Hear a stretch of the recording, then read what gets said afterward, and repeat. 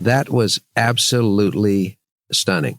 In thinking about the things that Dacher shared, for business leaders, for those that are creating something from scratch like entrepreneurs, for those who are working within organizations, wanting to move up, he's really talking about the entire notion of emotional intelligence, of connecting, first of all, with ourselves, not being in denial about our emotions, and second, being really intentional about the human tendencies that we all have at the end of the day. The fact that people by nature want to be cooperative. And if they are not cooperative and compassionate, it's usually because they become cynical, either through abuse or through abusive relationships. Oftentimes it's a complete lack of self-esteem or that sense of powerlessness.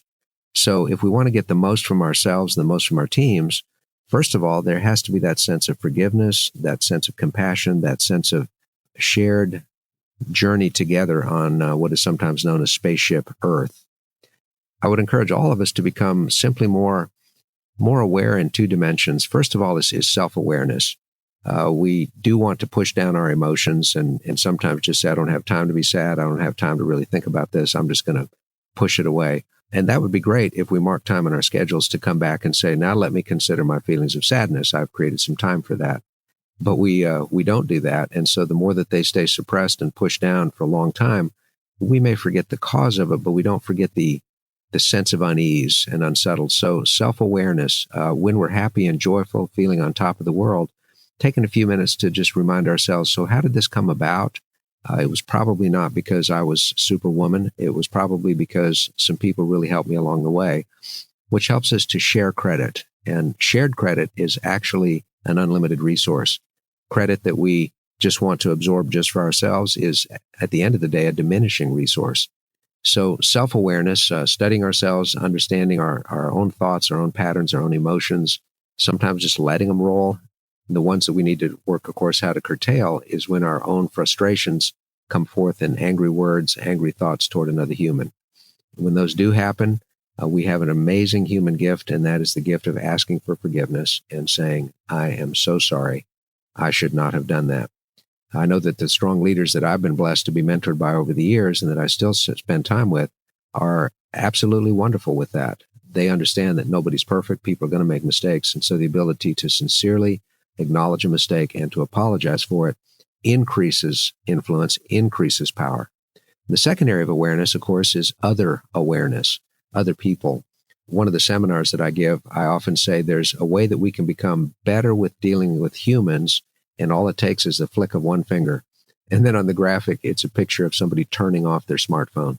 The amount of time that we are consumed with our phones and our devices and connecting to individuals that aren't even there often detracts from our ability to be present to the people that are there. Understanding these basics of facial expression. If this is really interesting to you, then I definitely would recommend studying a little bit more about the work of Dr. Paul Ekman. He was the first one to really study how faces can reveal emotions, and that unless somebody is a really skilled actor or con man, etc., then emotions are going to reveal themselves, sometimes in the most fleeting look on a face, sometimes as short as 250 milliseconds, and then it's replaced by whatever facial expression they want to manufacture. But these basic facial expressions of disgust, of anger, of fear, sadness, surprise, happiness, these are true across all cultures. And many of you have traveled all over the world, and you've been in places where you don't speak a word of the language, they don't speak a word of your language, and yet facial expressions convey so much and carry on a great deal.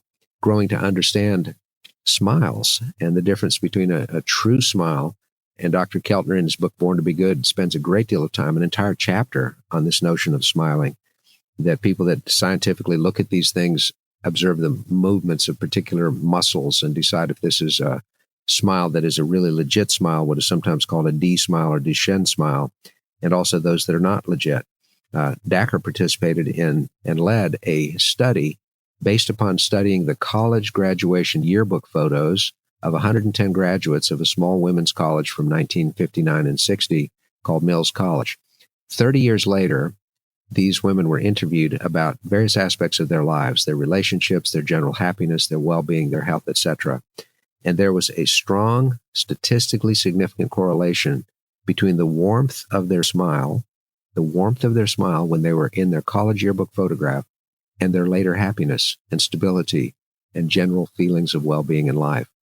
And so sometimes we put on a smile that's all below the eyes. It's all in the lips. But we need to understand that a true smile reveals much more, and allowing ourselves to feel that sense of joy and happiness, because that can come through so much.